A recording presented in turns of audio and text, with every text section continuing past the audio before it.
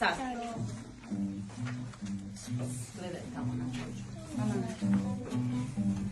3 i u košu mi bili, medvjedi veseli mili, a u našoj šumi znanja žive bića drugčijeg izdanja. Nikola je znao bukala, još iz škole ribolova, Iva ih je svemu naučila i pravo se s njima namučila.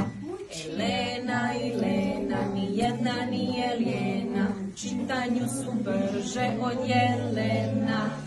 Kovinik kad pojede kulena, Gabriela i Mija, njihovo im društvo baš prija. Nedo Brunovi rekao, cure su prava lutrija.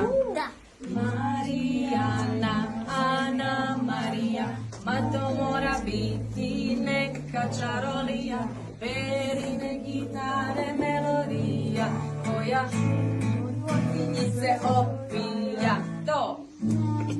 A dalje?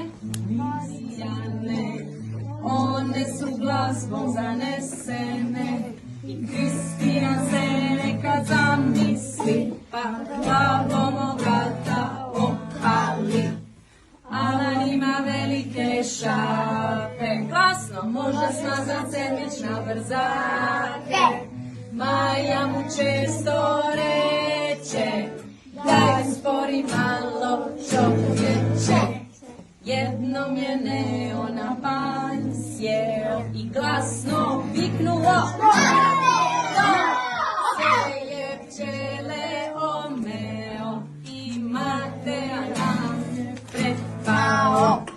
Dok je Mateo učionicu pomeo, Gabrieli je tajnu odao, glazbu voljeti mora.